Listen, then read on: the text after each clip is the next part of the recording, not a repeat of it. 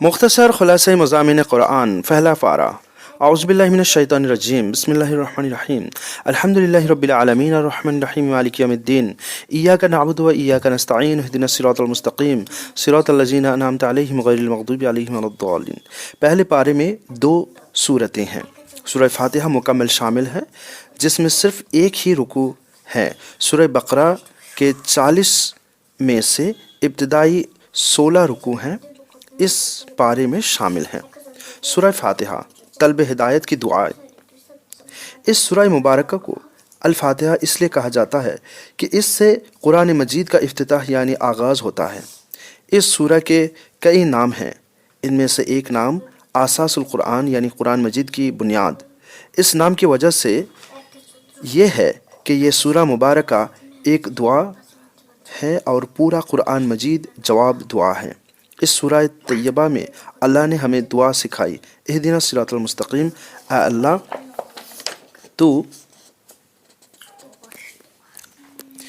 ہمیں سیدھے راستے کی ہدایت عطا فرما۔ اس دعا کے جواب میں اللہ نے قرآن مجید عطا فرما دیا جو تمام انسانوں کے لیے ہدایت ہے۔ سورہ فاتحہ میں ہدایت کے حصول کے لیے نہ صرف دعا سکھائی گئی بلکہ دعا مانگنے کا سلیقہ بھی سکھایا گیا ہے۔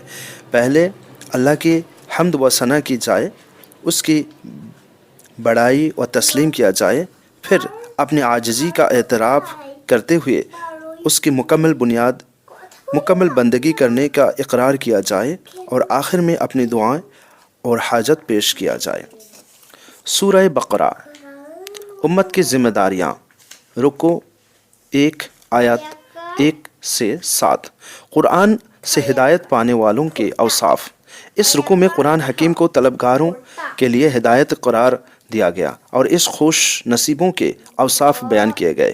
اس کے بعد ان بد نصیبوں کا ذکر کیا گیا جو اپنے تکبر اور ہٹ دھرمی کی وجہ سے قرآن مجید کی ہدایت حاصل کرنے سے محروم رہتے ہیں۔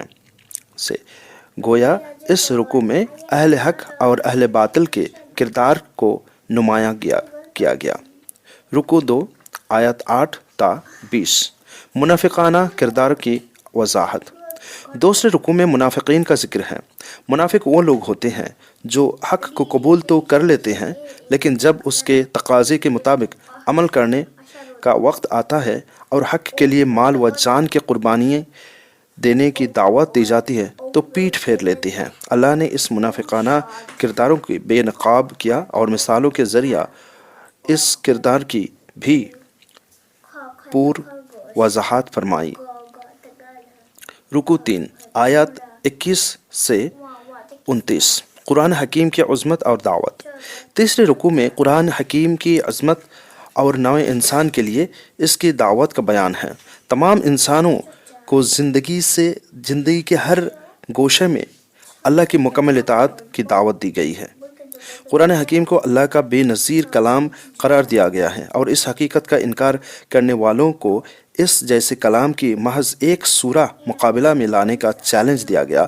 اس رکوع میں اللہ نے آگاہ فرما دیا کہ بعض ایسے فاسق لوگ ہوتے ہیں جنہیں قرآن سے ہدایت نہیں بلکہ گمراہی ملتی ہے۔ یہ وہ لوگ ہیں جو اللہ کے ساتھ عہد کرنے کے بعد اسے پورا نہیں کرتے۔ جس چیز کے ساتھ اللہ نے تعلق قائم کرنے کا حکم دیا اس سے تعلق توڑ دیتے ہیں اور زمین میں اللہ کی نافرمانیاں کر کے فساد پھیلاتے ہیں۔ رکوع 4 آیات 30 سے 39۔ قرآن حکیم کا فلسفہ۔ چوتھے رکوع میں قرآن حکیم کا فلسفہ بیان کیا گیا ہے۔ فلسفہ کا موضوع ہوتا ہے کائنات، خالق اور انسان کے بارے میں سوالات کا جواب دینا۔ اس رکوع میں بتایا گیا کہ کائنات اللہ نے بنائی، انسان کو بھی اللہ نے پیدا فرمایا اور اسے اس کائنات میں خلافت کا منصب عطا کیا۔ تسخیر کائنات کے لیے اسے علم کی دولت سے سرفراز کیا اور تمام فرشتوں اور ابلیس نامی جن کو اس کے سامنے سجدہ و ریز ہونے کا حکم دیا۔ ابلیس نے ایسا کرنے سے انکار کیا۔ اللہ نے حضرت آدم کو آگاہ کیا کہ دنیا میں ابلیس ان کی نسل کو اللہ کی نافرمانی کی طرف راغب کرے گا۔ اس کے شر کے مقابلے کے لیے اللہ ہدایت نازل فرماتا رہے گا۔ ہدایت پر عمل کرنے والے کامیاب اور اسی سے رخ پھیرنے والے عذاب کا شکار ہوگے۔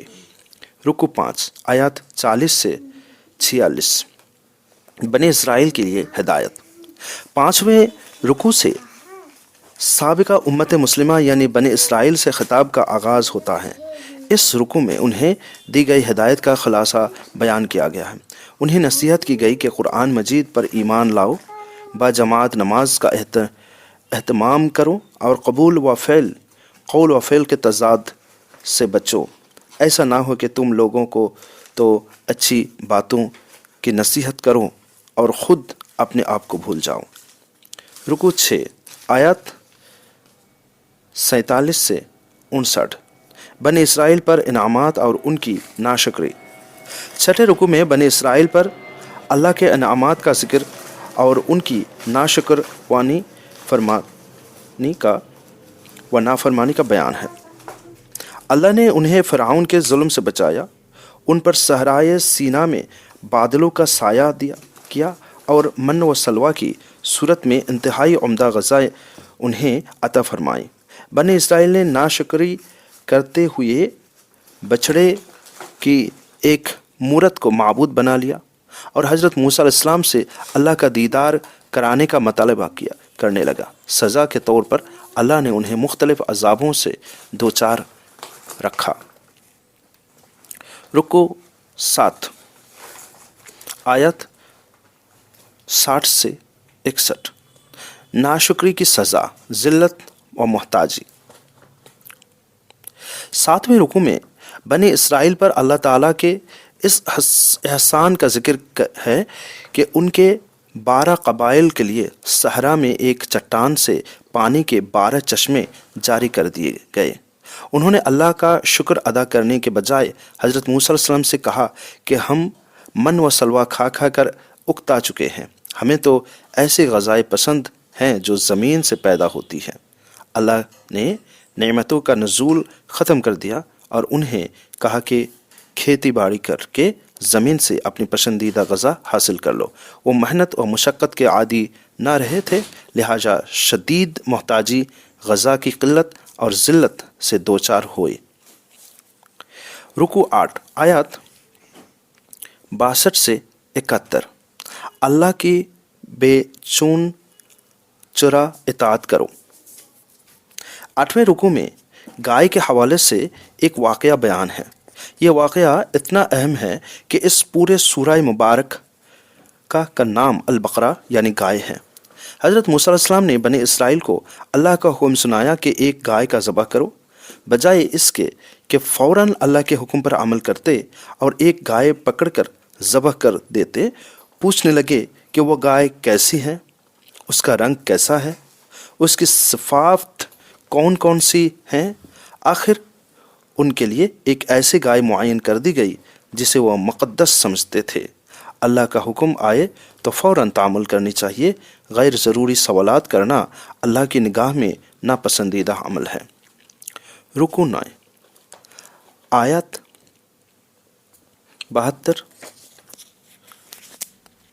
سے 82 بنی اسرائیل کے عوام اور علماء کا حال۔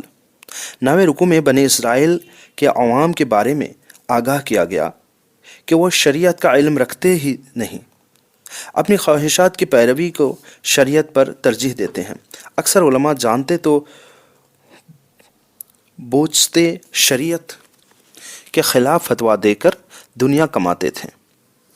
ان کے لیے روز قیامت 2 گنا عذاب ہوگا، دنیا کمانے کی بنا پر اور اس گمراہی کے سبب سے جو غلط فتویٰ کی وجہ سے پھیلے۔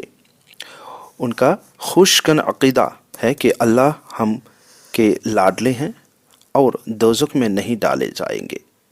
اللہ کا ضابطہ تو یہ ہے کہ جس نے جان بوجھ کر ایک گناہ کیا اور وہ اس گناہ کو اپنے لیے جائز سمجھنے لگا تو وہ جہنمی ہے اور جہنم میں ہمیشہ رہے گا۔ ہاں، جو لوگ ایمان لائے اور اچھے عمل کرتے ہیں وہ جنت کی دائمی نعمتیں حاصل کریں گے۔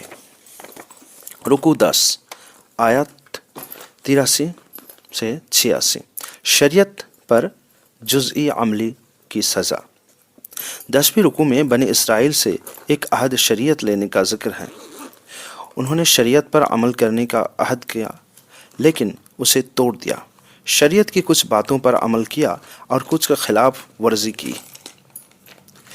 ये तर्ज अमल अल्लाह की नहीं बल्कि अपनी ख्वाहिशात नफ्स के इताअत वाला है। अल्लाह ने बतौर सज़ा उन्हें दुनिया में रसवा किया और आखिरत में शदीद अज़ाब की वाईद सुनाई। आज हम मुसलमानों की दुनिया में ज़िल्लत व वशाई का सबब भी यही है कि हम शरीयत के बाज़ अहकामात पर अमल कर रहे हैं और अक्सर अहकामात पर अमल से गरीज कर रहे हैं। अल्लाह हमें पूरे के पूरे इस्लाम पर अमल की तौफीक अता फरमाए, आमीन। रुकू 11 आयत 87 से 96। बने इसराइल का नबी अकरम सल्लल्लाहु अलैहि वसल्लम से हसद। 11वें रुकू में बताया गया कि बने इसराइल अच्छी तरह जानते हैं कि हज़रत मोहम्मद सल्लल्लाहु अलैहि वसल्लम अल्लाह के सच्चे रसूल हैं। वो महज हसद की वजह से आप सल्लल्लाहु अलैहि वसल्लम पर ईमान नहीं ला रहे हैं। उन्हें जलन है कि आप सल्लल्लाहु अलैहि वसल्लम का ताल्लुक़ बने इसराइल से क्यों नहीं। उनकी सारी बदआमालियों का सबब यह है कि वो दुनिया की ज़िंदगी से मोहब्बत करते हैं। वो मरना नहीं चाहते बल्कि उनमें से हर शख्स 1000 बरस तक जीने का आरजू मंद है। अलबत्ता लंबी ज़िंदगी की आरजू नहीं अल्लाह के अजाब से बचा ना सकेगी। रुकू 12 आयत 97 से 103। बनी इसराइल की हज़रत जिब्राइल अलैहिस्सलाम से दुश्मनी। 12वें रुकू में बनी इसराइल के एक बुतान का जिक्र किया है। वो हज़रत जिब्राइल अलैहिस्सलाम पर इल्ज़ाम लगाते थे कि उन्होंने हमसे दुश्मनी की और रूही हमारी किसी फ़र्द के बजाय हज़रत मोहम्मद सल्लल्लाहु अलैहि वसल्लम पर नाज़िल कर दी वही। इस रुकू में जवाब दिया गया कि हज़रत जिब्राइल अलैहिस्सलाम ने अल्लाह के हुक्म से आप सल्लल्लाहु अलैहि वसल्लम के क़ल्ब मुबारक पर वही नाज़िल की। जो कोई भी अल्लाह के पैगम्बरों और फरिश्तों से दुश्मनी करेगा तो अल्लाह भी ऐसे बदबख्तों का दुश्मन है। रुकू 13 आयत 104 से 112। तौरात क्यों मनसूख की गई। 13वें रुकू में यहूद के इस एतराज़ का जवाब है कि अल्लाह ने तौरात को क्यों मनसूख किया। जवाब दिया गया कि अल्लाह बादशाह है, उसे पूरा इख्तियार है कि जब चाहे अपने फरामीन को बदल दे। बंदों का खैरख्वाह हैं और उनकी सहूलियत के लिए तदरीजन अहकामात नाजिल करता है। एक हुक्म को मनसूख करने के बाद उस जैसा उससे बेहतर हुक्म नाजिल कर देता है। रुकू 14 आयत 113 से 121। यहूदी और ईसाई मुसलमानों से कब राज़ी होंगे। 14वें रुकू में आगाह किया गया है कि यहूदी और ईसाई मुसलमानों से इस वक्त तक राज़ी ना होंगे जब तक वो उनकी तरीक़ा की पैरवी ना करें। मुसलमान के लिए भलाई और कामयाबी की रास्ता ये है कि वह कुरान हकीम की दी हुई हिदायत की पैरवी करें। सच्चे मोमिन वही हैं जो पैरवी की नीयत से कुरान हकीम की इस तरह तिलावत करें जैसा कि तिलावत करने का हक़ है। रुकू 15 आयत 122 से 129। हयात इब्राहीम अलैहिस्सलाम आजमाइशों की दास्तान। 15वें रुकू में बयान किया गया कि हज़रत इब्राहीम अलैहिस्सलाम को अल्लाह ने कई महब्बतों के हवाले से आज़माया। उन्होंने वालिदीन की मोहब्बत, घर की मोहब्बत, वतन की मोहब्बत, कौम की मोहब्बत और औलाद की मोहब्बत, गरज के हर मोहब्बत को अल्लाह की मोहब्बत के सामने कुर्बान कर दिया। यहाँ तक कि अपने बेटे को भी अल्लाह के हुक्म पर कुर्बान करने के लिए तैयार हो गए। अल्लाह ने उन्हें इनाम के तौर पर नौ इंसान के लिए इमाम बना दिया। उन्होंने शहर मक्का को आबाद किया और वहाँ बैतुल्लाह की तामीर नौ करते हुए अल्लाह से दुआएं की कि ऐ अल्लाह हमें अपने इबादत के तरीके सिखा, हमारी खिदमत दीन को कबूल फरमा और हमारी नस्ल में से एक पैगंबर भेज दे जो अल्लाह का कलाम लोगों को सुनाए, उन्हें अहकामात और हिकमत सिखाए और उनका तज़किया करे। अल्लाह ने यह दुआ कबूल फरमाई और नबी अकरम सल्लल्लाहु अलैहि वसल्लम को नस्ल इब्राहीमी में आखिरी नबी बनाकर भेजा। हुई पहलू आमिना से ہو یدا، دعائیں خلیل اور نوید مسیحا۔ نبی اکرم صلی اللہ علیہ وسلم نے لوگوں کو ہدایت فرمائی، ہدایت قرآنی سنائی۔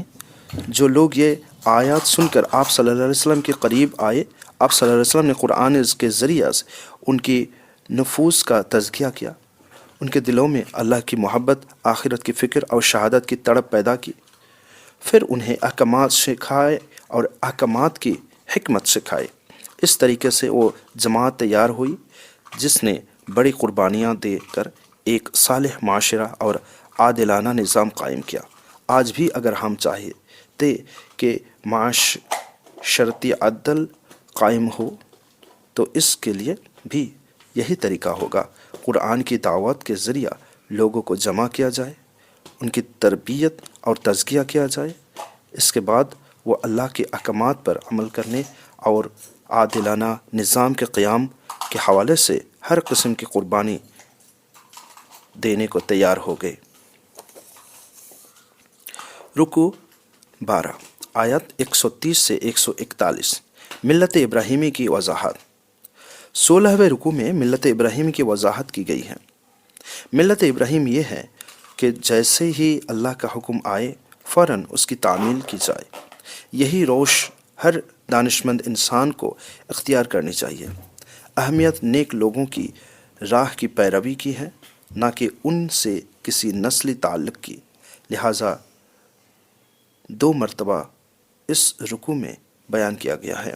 تلک امہ قد خلت لہا ما کسبت ولکم ما کسبتم ولا تسألون عما کانوا یعملون۔ وہ ایک گروہ تھا جو گزر چکا، انہوں نے جو اعمال کیے وہ ان کے لیے تھے، اور تم جو اعمال کر رہی ہو تمہارے لیے ہیں، تم سے یہ نہیں پوچھا جائے گا کہ وہ کیا کرتے رہے۔ کسی سے نسلی تعلق و آخرات میں بخشش کی بنیاد نہ سمجھنا، بلکہ اللہ تو کردار دیکھے گا۔ اللہ ہمیں اچھا کردار اختیار کرنے اور نیک لوگوں کی پیروی کرنے کی توفیق عطا فرمائے، آمین۔ مختصر خلاصہ مضامین قرآن، دوسرا پارہ۔ اعوذ باللہ من الشیطان الرجیم، بسم اللہ الرحمن الرحیم۔ سیقول السفہاء من الناس ما ولہم عن قبلتہم التی کانوا علیہا قل للہ المشرق والمغرب یہدی من یشاء الی صراط مستقیم۔ دوسرے پارے میں سورہ بقرہ کے 12 رکوع شامل ہیں، یعنی رکوع 17 تا رکوع 32۔ رکوع 17 آیات 142 سے 147 تحویل قبلہ اور تحویل امت کا بیان۔ 17ویں رکوع میں تحویل قبلہ کا حکم ہے۔ مسلمانوں نے مدینہ منورہ میں ہجرت کے بعد 17 ماہ تک بیت المقدس کی طرف رخ کر کے نمازیں ادا کیں۔ پھر تحویل قبلہ کا حکم آیا اور مسجد حرم کو قبلہ قرار دے دیا گیا۔ اس موقع پر آگاہ کیا گیا کہ صرف قبلہ تبدیل نہیں ہوا بلکہ امت بھی تبدیل کر دی گئی ہے۔ بنی اسرائیل کو ان کی جرائم کی وجہ سے دنیا کی امامت کی منصب سے معزول کر دیا گیا، اور یہ اعزاز اب مسلمانوں کو دے دیا گیا۔ ان کی ذمہ داری لگائی گئی کہ وہ دین حق کی تبلیغ، اس پر عمل اور اس کے نفاذ کے ذرائع نو انسانی تک اللہ کا دین پہنچانے کا حق ادا کریں، اسلام کی تعلیمات کو سیکھیں، ان پر عمل کریں اور ان کے اجتماعی احکامات کے نفاذ کے لیے جد و جہد کریں۔ اجتماعی احکامات کے نفاذ سے ہی وہ اسلام کے دین حق اور قابل عمل ہونے کا ثبوت پیش کر کے نو انسانی پر حجت پوری کر سکیں گے۔ یہ بڑی کٹھن ذمہ داری ہے۔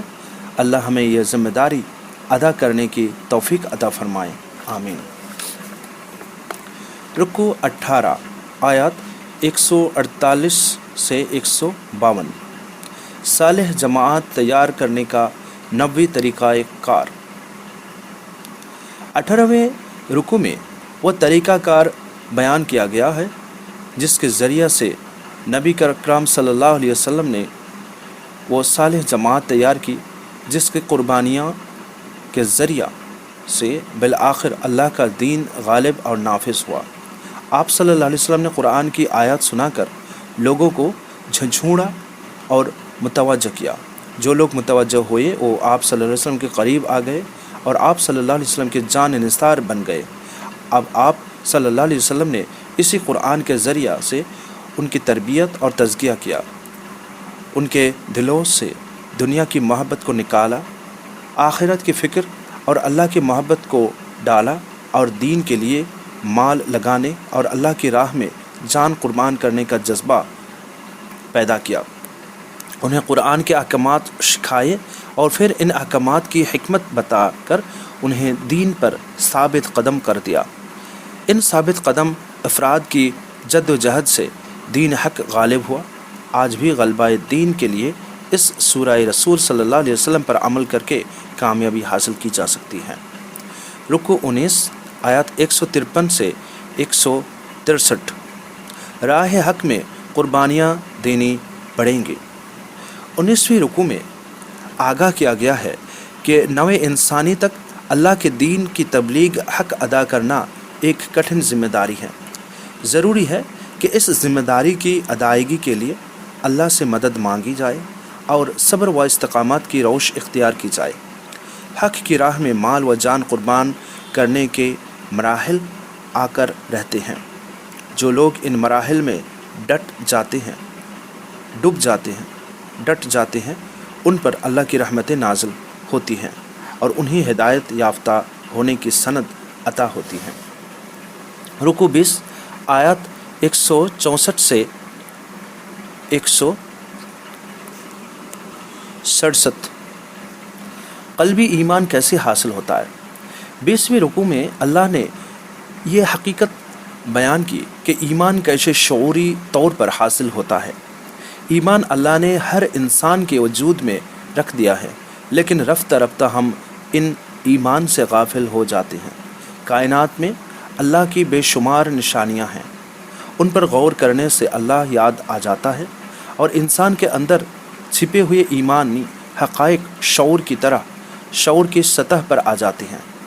آسمانوں اور زمین کی تخلیق، آسمان سے برسنے والی بارش، زمین میں اگنے والی نباتات، زمین پر پھیلتے ہوئے طرح طرح کے جاندار، ہواؤں کی تبدیلی، آسمانوں میں تیرنے والے بادل اور سمندر میں رواں دواں کشتیاں انسانوں کو عظیم خالق کی معرفت کا شعور دینے والی نشانیاں ہیں۔ کھول آنکھ زمین دیکھ، فلک دیکھ، فضا دیکھ، مشرق سے ابھرتے ہوئے سورج کو ذرا دیکھ۔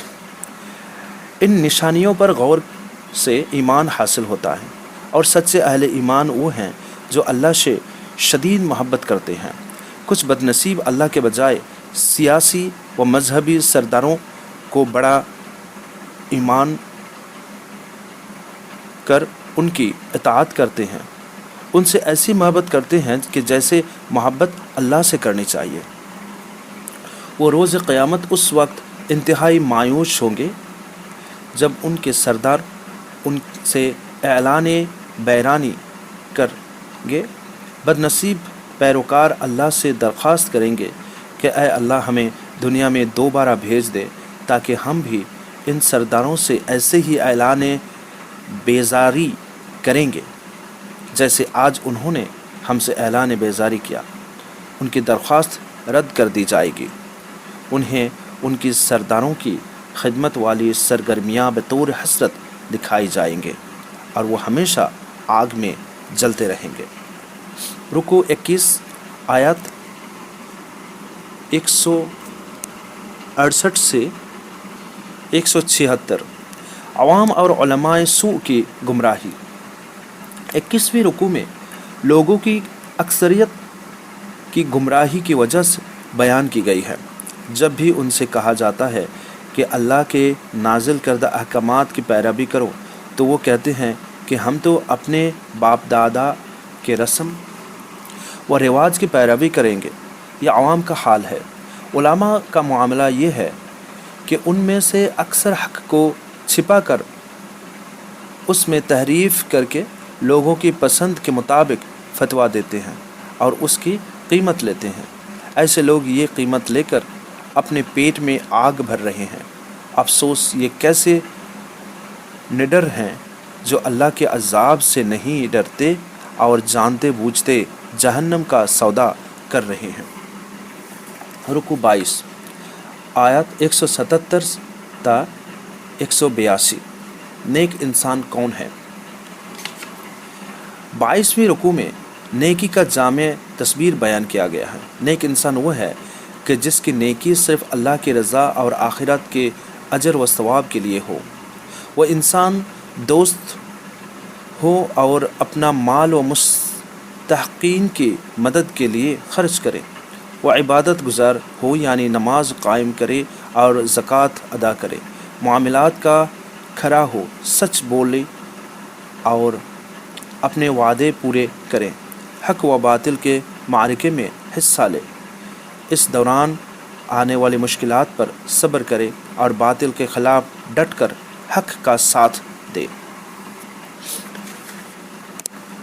رکوع 23 آیات 183 سے 188۔ رمضان، قرآن اور روزے کا بیان۔ 23ویں رکوع میں رمضان، قرآن اور روزے کے بارے میں ہدایت دی گئی ہے۔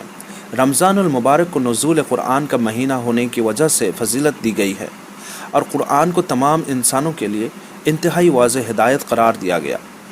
آگاہ کیا گیا کہ روزے دو ہیں، ایک روزہ فرض عبادت ہے جو صرف رمضان میں رکھنا ہے، دوسرا روزہ زندگی بھر کا ہے اور وہ ہے حرام کمائی سے پرہیز کرنا۔ منع کیا گیا ہے کہ دوسروں کو مال ناحق طریقے سے مت کھاؤ۔ رکوع 24 آیت 189 سے 196۔ اللہ کی راہ میں قتال اور انفاق کا حکم۔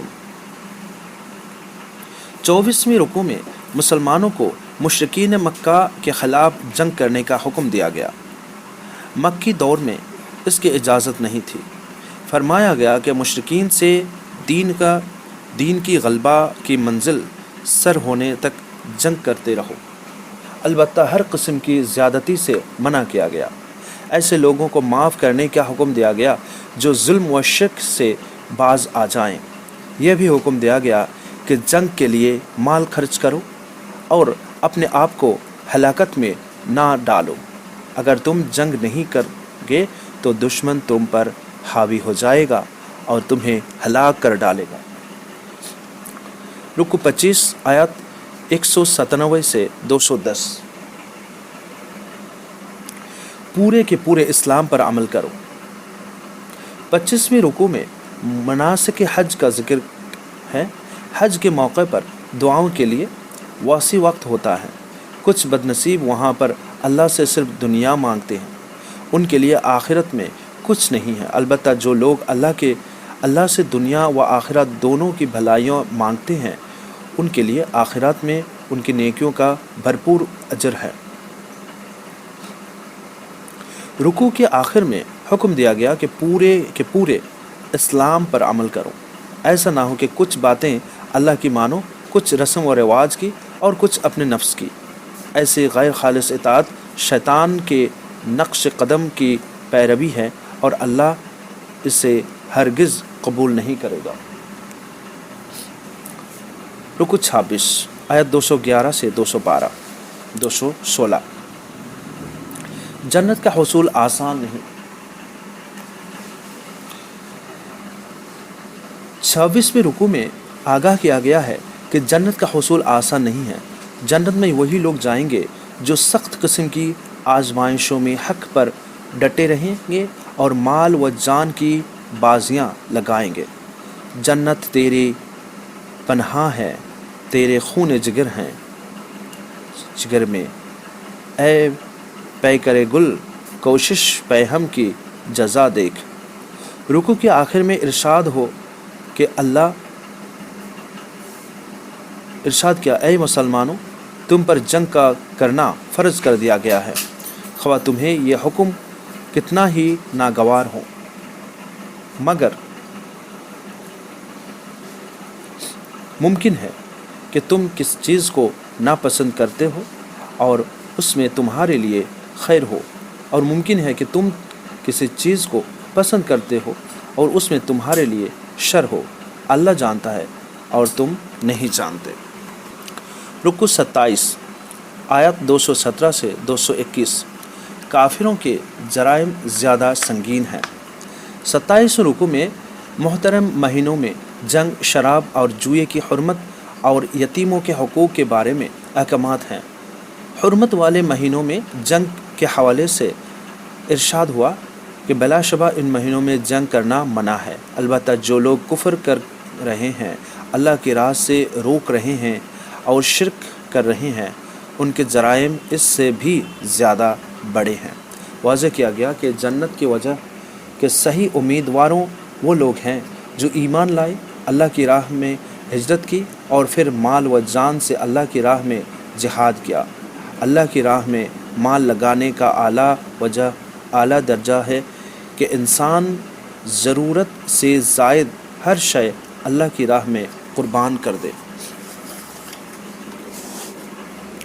رکو 28 آیت 222 سے 228۔ 28واں رکو میں حیض، قسم اور طلاق یافتہ خاتون کی عدت کے بارے میں احکامات ہیں۔ رکو 29 آیت 229 سے 231۔ طلاق کی اقسام۔ 19ویں رکو میں طلاق کی مختلف اقسام کا ذکر کیا گیا۔ معاملہ اگر 2 طلاق تک ہو تو یہ طلاق رجعی ہے، یعنی شوہر اور بیوی رجوع کر سکتے ہیں۔ اگر شوہر نے 3 طلاقیں دے دی ہیں تو یہ طلاق مغلظ ہیں، اب رجوع نہیں ہو سکتا، سوائے اس کے کہ خاتون کسی اور مرد سے نکاح کرے اور وہ شخص وفات پا جائے یا اتفاقی طور پر اسے طلاق دے دے تو اب سابقہ شوہر سے نکاح کیا جا سکتا ہے۔ رکو 30 آیت 233 سے 235۔ خواتین سے متعلق مسائل۔ 30ویں رکو میں رضاعت اور بیوہ خاتون کی عدت کے حوالے سے ہدایتیں ہیں۔ رکو 31 آیت 236 سے 242۔ رخصتی سے پہلے طلاق۔ 31ویں رکو میں اس طلاق کے حوالے سے ہدایت ہیں پہلے ہی دے دی گئی ہوں۔ ان ہدایت کے بعد آیت 238 میں فرمان ہے، حافظوا علی الصلاۃ والصلاۃ الوسطی وقوموا للہ قانتین۔ نمازوں کی حفاظت کرو اور بہترین نماز پڑھو اور اللہ کے سامنے عاجزی کے ساتھ کھڑے رہو۔ نماز میں انسان اللہ تعالیٰ کے سامنے جا کر عہد بندگی کو تازہ کرتا ہے۔ انسان بار بار کہتا ہے، ایاک نعبد و ایاک نستعین، اے اللہ ہم تیری ہی بندگی کریں گے اور تجھ سے ہی مدد چاہیں گے۔ شرکسی نے کر دے دھندلے نقوش سے بندگی، آؤ سجدے میں گریں، لوح جبین تازہ کریں۔ جو انسان بار بار اس عہد بندگی کو دہرا رہا ہو اسی سے یہ امید کی جا سکتی ہے کہ وہ اپنے تمام معاملات میں خواہ معاشی ہوں یا عائلی اللہ کا کہنا مانے گا اور کسی قسم کی زیادتی اور تقوی کے خلاف کام نہیں کرے گا۔ رکو 32 آیت 243 سے 248۔ اہمیت مال کی نہیں علم کی ہے۔ 32ویں رکو میں اہل ایمان کو اللہ کی راہ میں جنگ کرنے اور مال خرچ کرنے کا حکم دیا گیا۔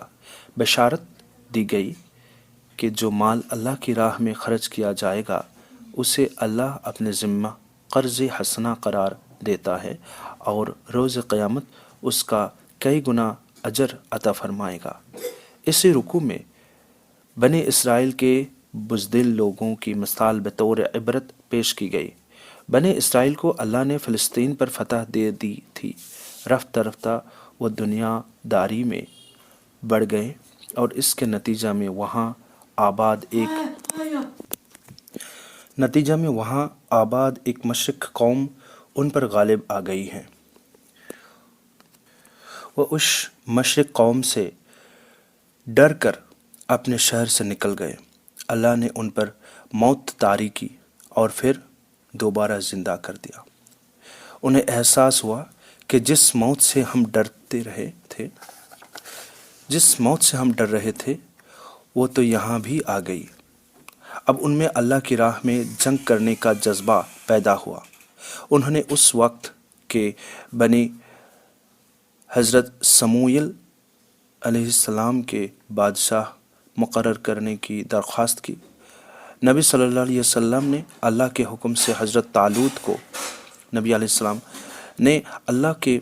حکم سے حضرت طالوت کو بادشاہ مقرر کر دیا۔